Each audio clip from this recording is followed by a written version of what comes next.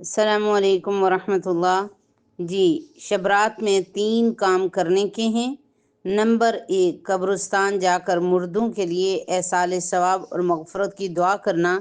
لیکن یاد رہے، نبی کریم صلی اللہ علیہ وسلم سے پوری زندگی میں صرف 1 سال شب رات میں قبرستان جانا ثابت ہے۔ اس لیے اگر کوئی شخص زندگی میں 1 مرتبہ بھی اتباع سنت کی نیت سے چلا جائے تو اجر و ثواب کا باعث ہے۔ لیکن پھول، بتیاں، چادر چڑھاوے اور چراغاں کا اہتمام کرنا اور ہر سال جانے کو لازم سمجھنا، اس کو شب رات کے ارکان میں داخل کرنا درست نہیں ہے۔ جو چیز نبی کریم صلی اللہ علیہ وسلم سے جس درجے میں ثابت ہے اس کو اسی درجے میں رکھنا چاہیے۔ اس کا نام اتباع اور دین ہے۔ اس میں مزید اضافہ نہیں کرنا چاہیے ورنہ وہ بدعت بن جائے گا۔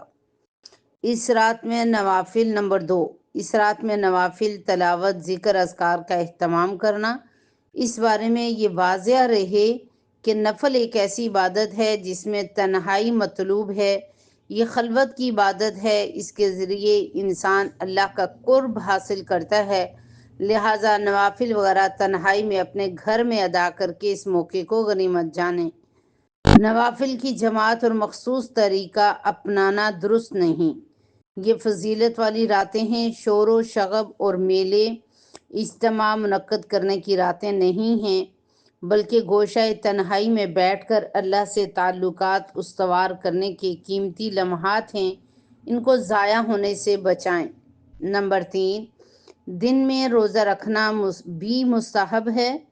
ایک تو اس بارے میں حضرت علی رضی اللہ عنہ کی روایت ہے، اور دوسرا یہ کہ نبی کریم صلی اللہ علیہ وسلم ہر ماہ ایام 20 یعنی ہر مہینے کی 13، 14، 15 کے روزے کا اہتمام فرماتے تھے۔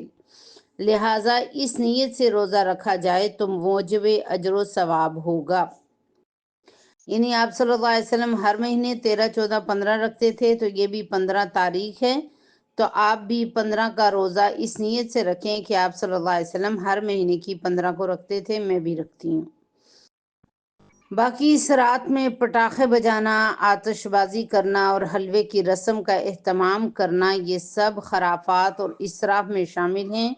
شیطان ان فضولیات میں انسان کو مشغول کر کے اللہ کی مغفرت اور عبادت سے محروم کر دینا چاہتا ہے، اور یہی شیطان کا اصل مقصد ہے۔ لہٰذا اپنے دشمن کی چال کو سمجھیے اور اس کو خوش ہونے کا موقع نہ دیں۔ بہرحال اس راز کی فضیلت بے اصل نہیں ہے، اور سلف صالحین سے اس رات کی فضیلت سے فائدہ اٹھایا ہے، لہٰذا ہم بھی اٹھائیں۔ اللہ رب العزت ہمیں توفیق عطا فرمائے۔ السلام علیکم ورحمۃ اللہ وبرکاتہ۔